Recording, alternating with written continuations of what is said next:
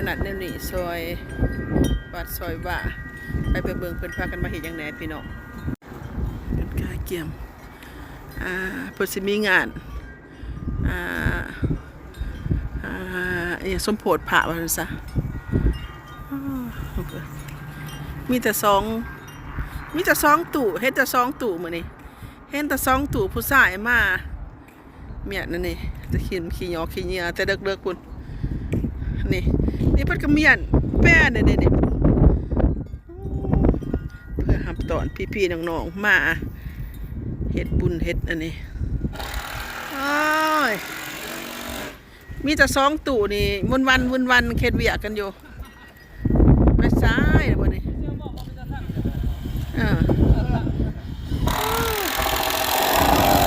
คน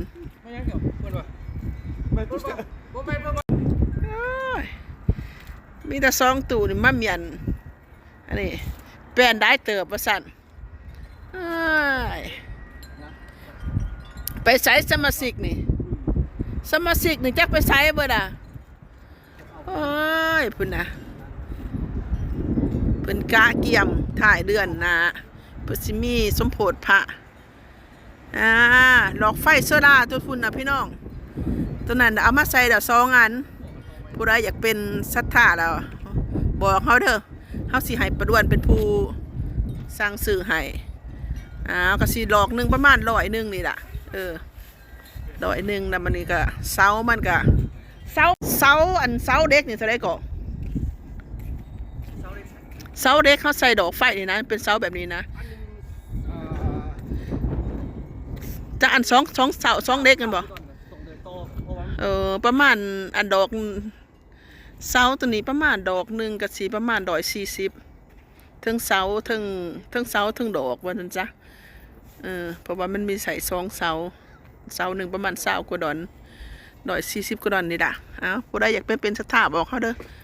เฮาสิเป็นผู้จัดการให้แล้วมันสิได้ตั้งนั่นนี่เดี๋ยวเฮาสิเขียนชื่อใส่ให้ผู้ใดเป็นศรัทธาเขาไปเบิ่งทางในพี่น้องอันนี้ทางนอกเด้อมีพอออก2อัน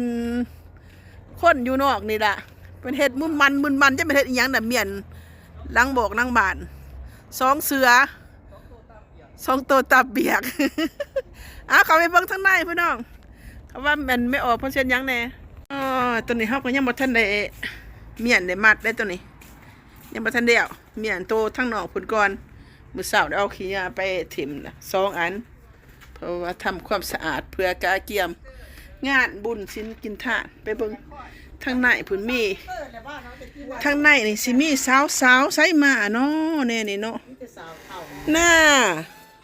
ทางในนี่ก็มาหอทางในก็พอ2 สาวก่อนทางนอกก็2 หนุ่ม2อันนี้2 หนุ่ม2 มุมพากันมุมมาเมียนเครื่องอยู่นอกนี่ก็12ผู้เฒ่านี่ก็12ผู้เฒ่า12 สาวนี่12 สาวมันนี่กำลังเมียนวัดเมียนว่าอากาเกียมเครื่องของประมาณนี้แหละ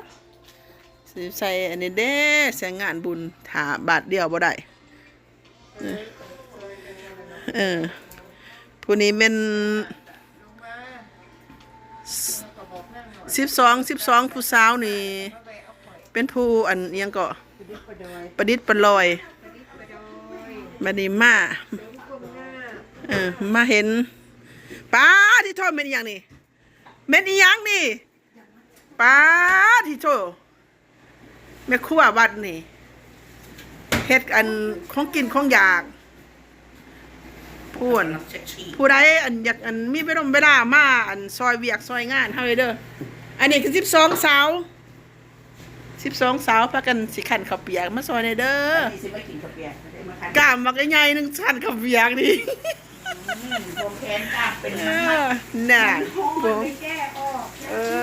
สันติดหัวหน้าแม่ครัวบ่มาสว่างนี้หัวหน้ามีแต่หัวหน้าบ่อยู่หัวหน้าแม่ครัวก็บ่อยู่หัวหน้าบ้านก็บ่อยู่เดือนแต่ลูกน้องเฮ็ดเวียกมื้อเจ้าเอ้ย